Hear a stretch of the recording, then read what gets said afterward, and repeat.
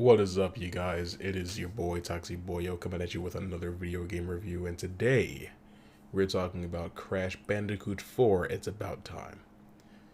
Now, I should preface this by saying, for any of you who may not be aware, which would probably be all of you, way back in 2017, before Toxic Touch Productions was even a concept. Well, that's not true. Before it was a thing that I decided to actually start doing, before there was ever a YouTube channel, I used to stream Crash Bandicoot Insane Trilogy on Twitch. I played through all three games on Twitch. All my friends, when I was in high school, were watching it. It was a great time. I really enjoyed it because I've been a Crash fan all my life.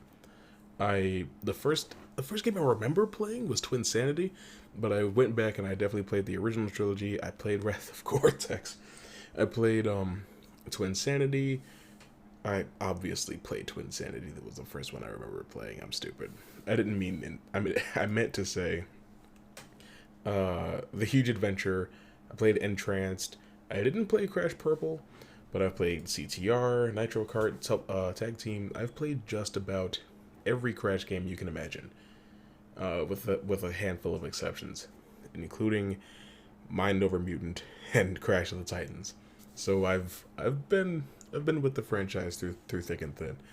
So believe me when I tell you that I was very excited to see a new Crash Bandicoot game. In fact, forever ago, I was going to do a video about 10 PlayStation games that need to come back on the PS5, and one of them was going to be Crash Bandicoot. And then this got announced.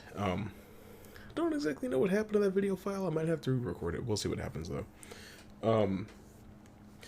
And I love the art style. I love the lighting, the textures.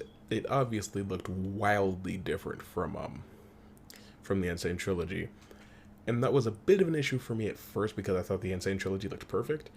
But what I was really curious about was the fact that it's called Crash 4. You know what I mean?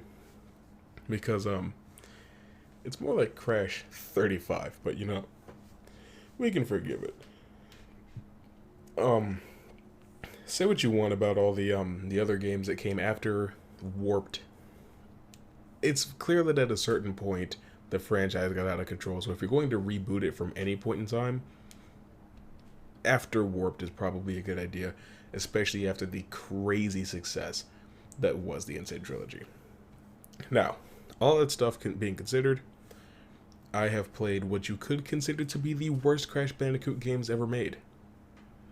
So believe me when I say, as hard as it is to understand or grasp, this is my least favorite Crash Bandicoot game. And I should go ahead and tell you right now, I didn't finish it. I am on the last Cortex mission that you play before all the spoilers, before all the Neo-Cortex stuff at the end of the game starts taking place.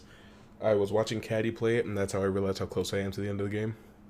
But personally, I stopped playing because I got sick of it. I got really fed up, and I wasn't having any fun anymore.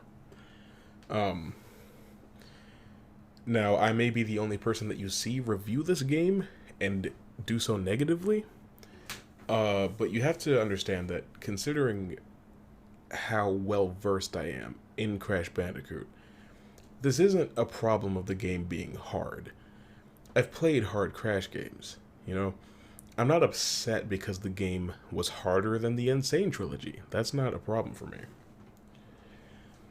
I don't have an issue with hard games whatsoever. I loved Cuphead. I loved Ghost of Tsushima. I loved Sekiro. I loved Bloodborne. I've beaten all of those games. Obviously, a game being hard is not an issue. Every time I say obviously, Bixby wants to start talking to me.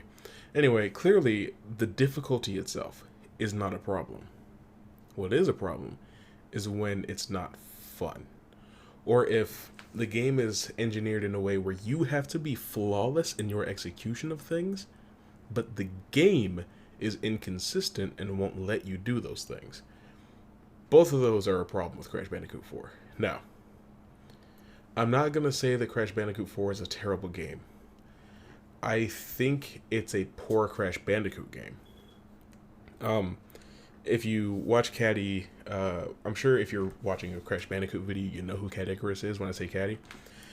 If you watch Caddy talk about the game in his most recent Twitch VOD, he says that the game feels like a spin-off because it plays and behaves so differently from the other Crash games, especially the only other Crash games that are canon.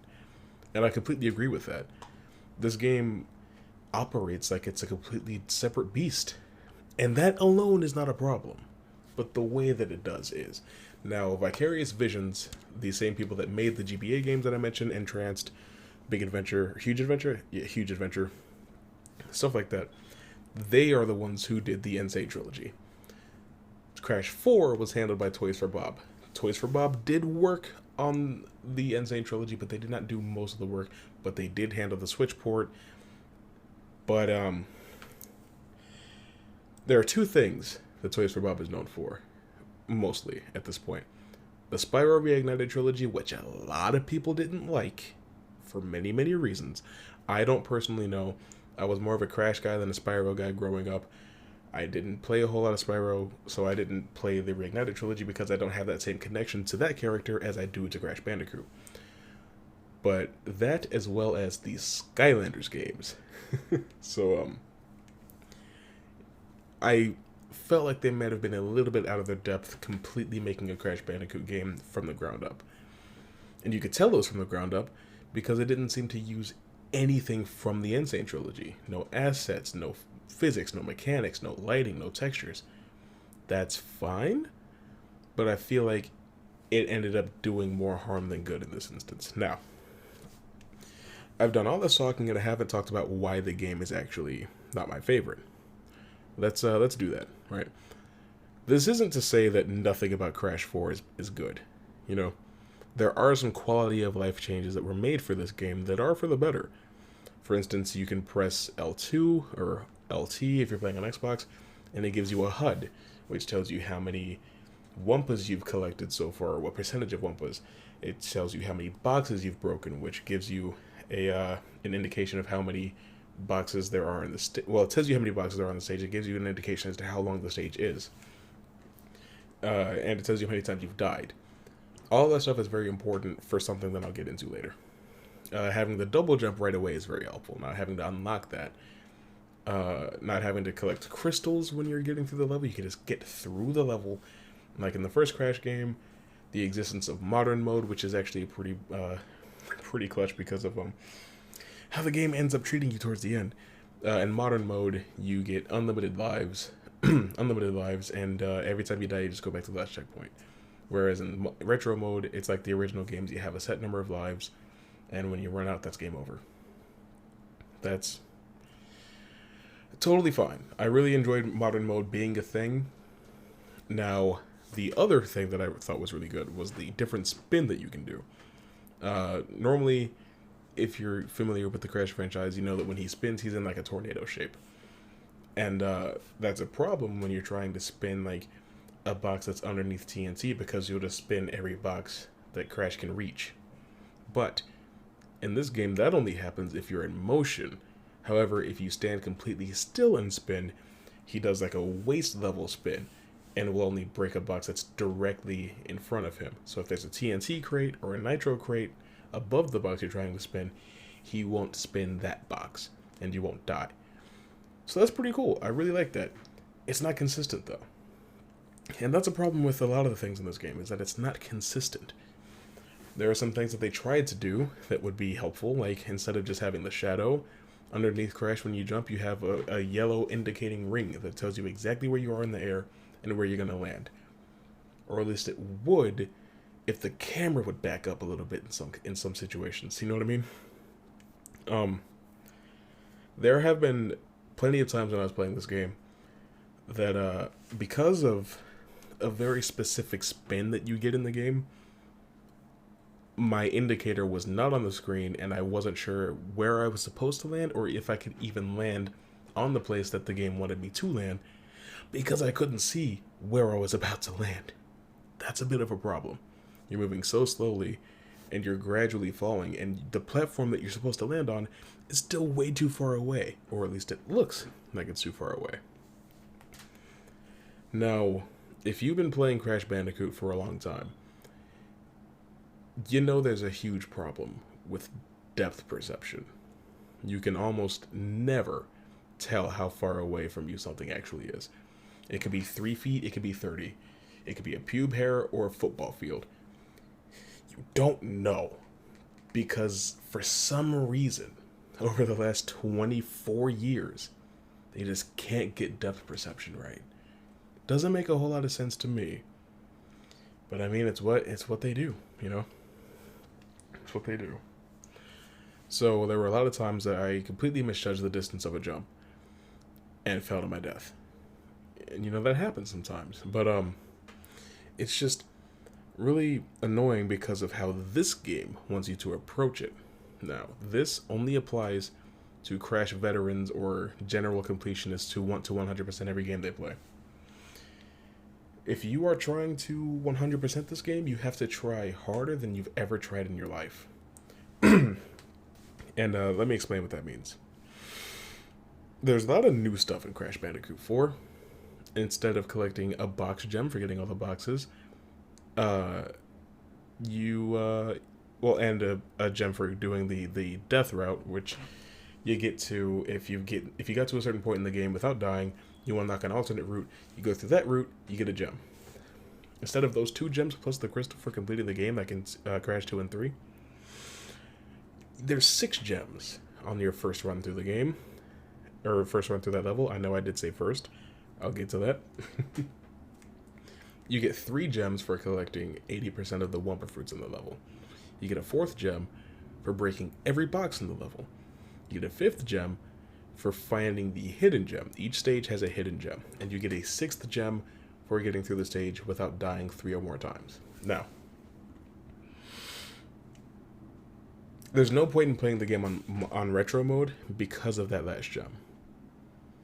If you're not allowed to die more than 3 times, what is the point of having more than 3 lives?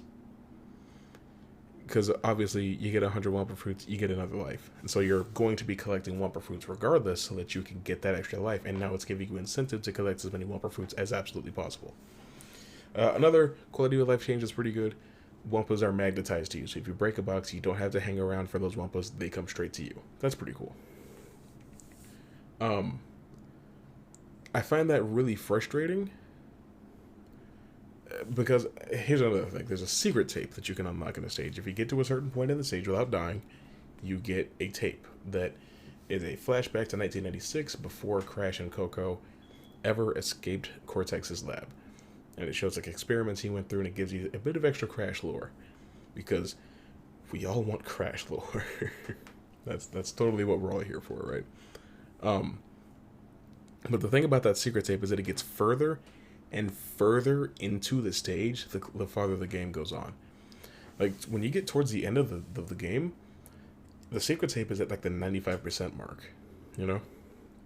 So it's like, if you want that secret tape, you basically have to go for a pitch-perfect run on these stages that are, like, anywhere... Come on, Bixby, leave me alone. These stages that are anywhere from 5 to sometimes 10 minutes. These stages are incredibly long in this game. And on any vehicle course level, like when you're riding Polo? What happened to my brain? Polar?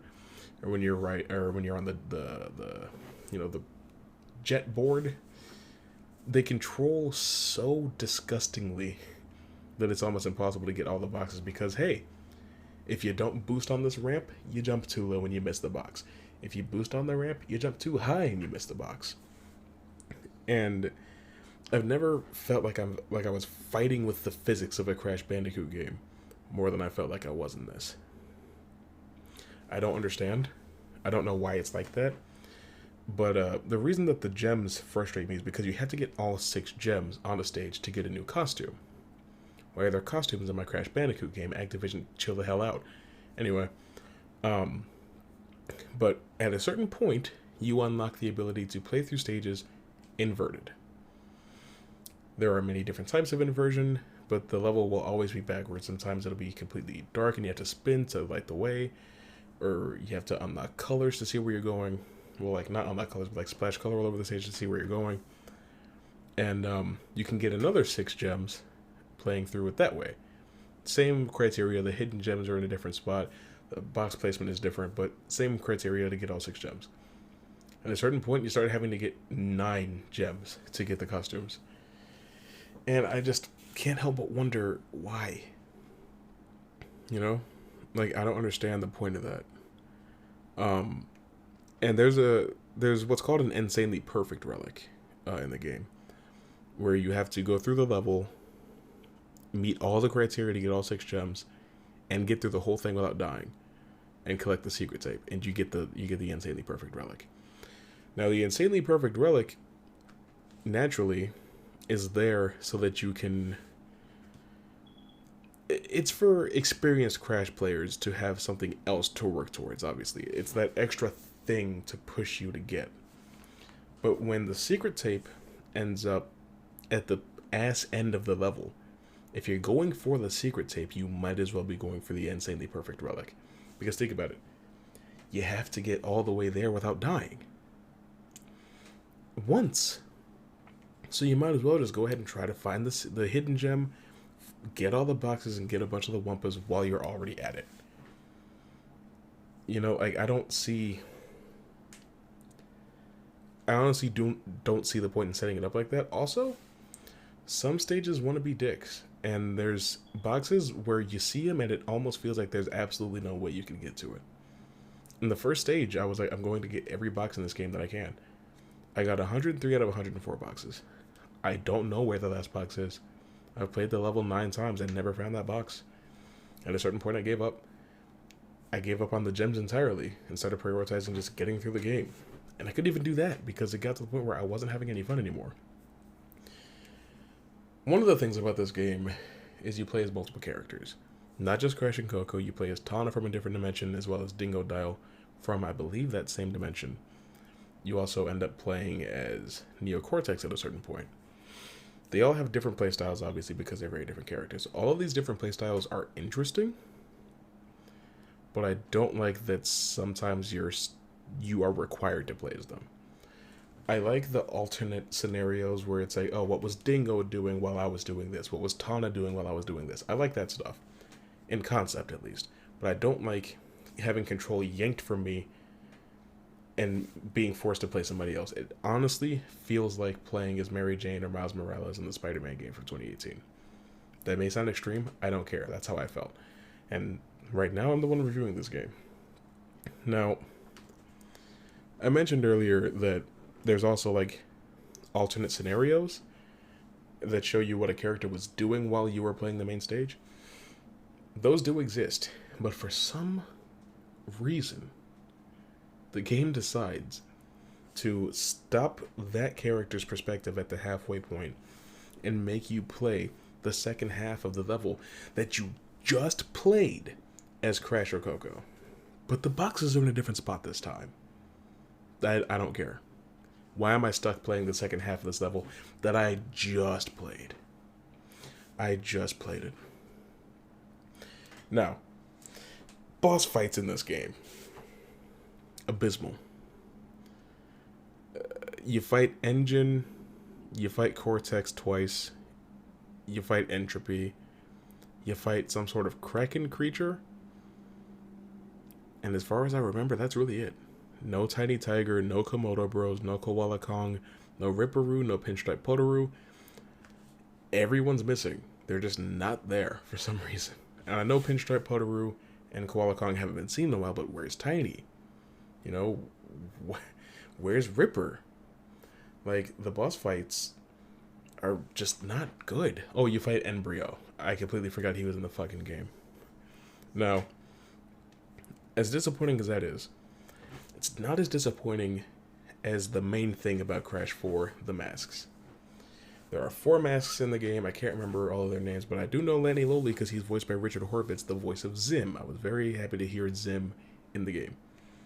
Anyway, you have one mask that phase shifts reality so that different platforms and obstacles become tangible at a certain time. You have one mask that gives you a super spin, so you can jump higher and farther, and you fall slower. All of these masks come with something that make them difficult to use, so you have to be smart in how you employ them. The phase shift mask, if you're on something or passing through something that's intangible and you turn it tangible, if it's not a box, it'll kill you. So you have to be smart. The spinny box, if you spin TNT, you'll still die. And you repel green magic? I don't know what the fuck that means for a Crash Bandicoot game. But green things will attack you, and if you're not careful, you'll fall off and die. Time slow mask. It's mostly just like the fact that there's a limit as to how long you can freeze time, so you have to know your exact route before you freeze time. And with the gravity flip mask, there's hang time when you flip gravity, so you have to take that into consideration when you're making your decisions.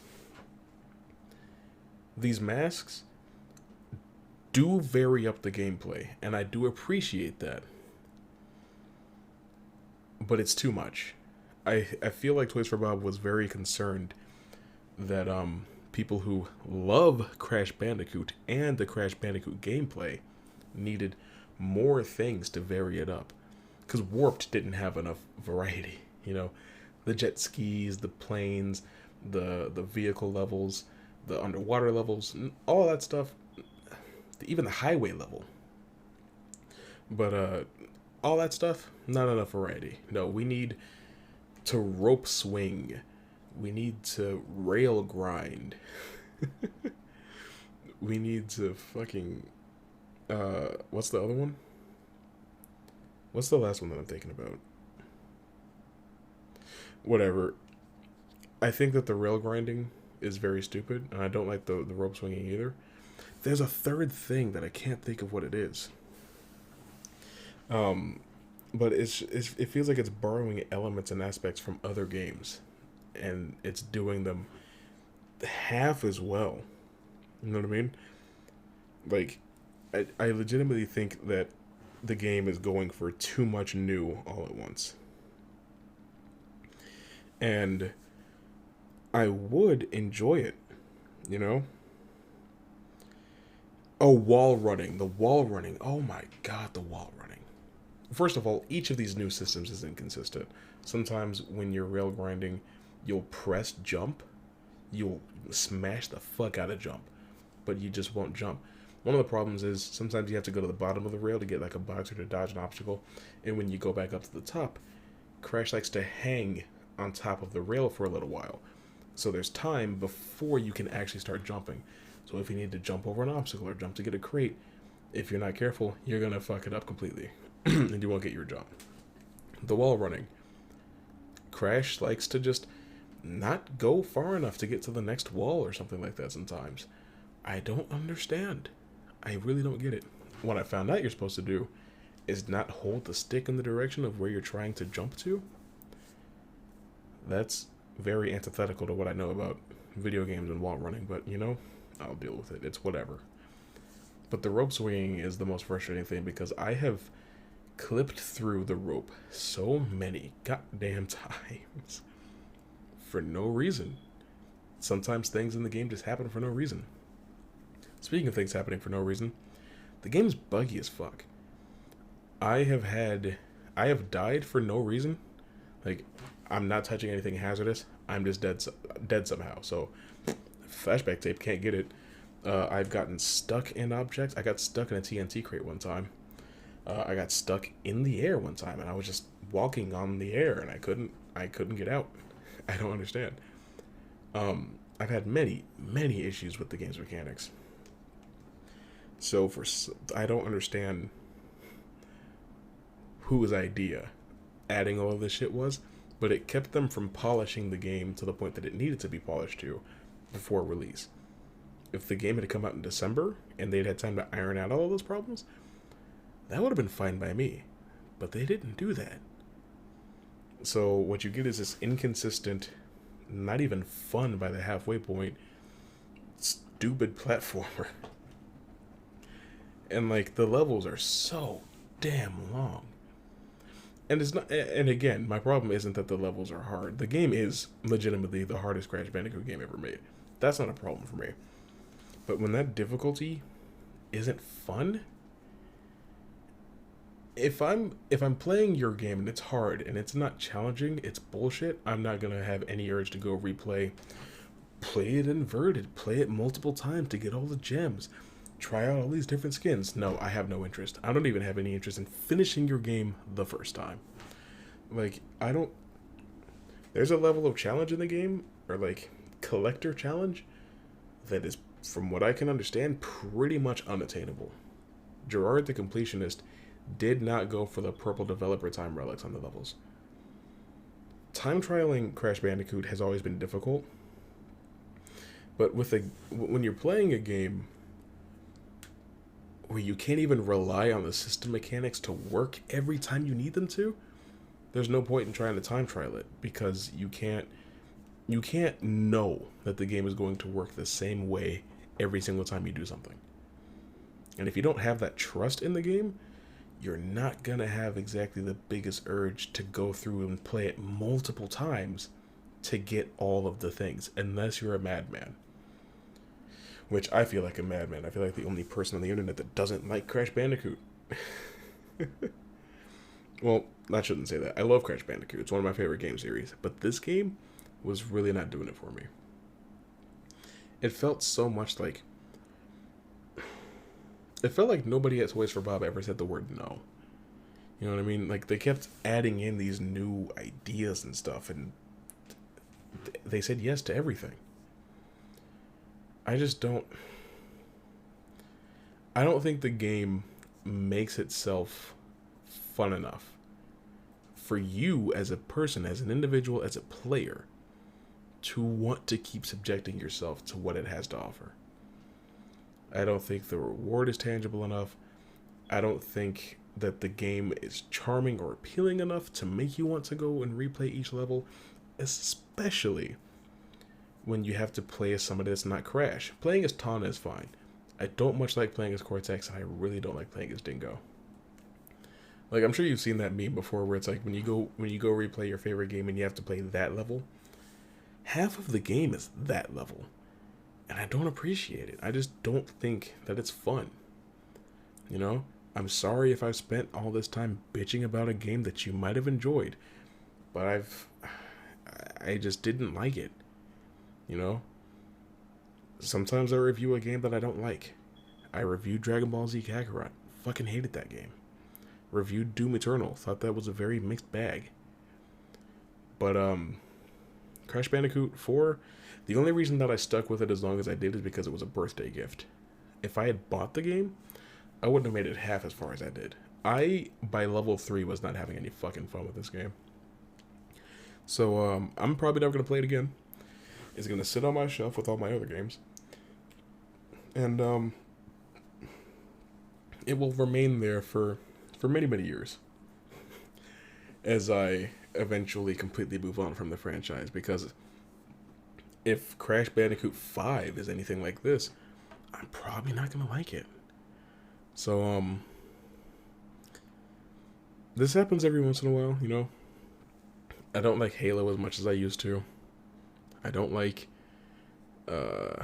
what's it called? Assassin's Creed nearly as much as I used to. Sometimes you and a franchise just drift apart. And it's sad. It's tragic, but I mean, what are we as people supposed to do about it? But, until then, or until next time. Oh, I didn't rate this game. This game's awful. Don't buy it. It's not worth buying at all. I don't like this at all. Unless you like to be tortured with no reward. But, that's all I got for you this time. I'll see you very soon.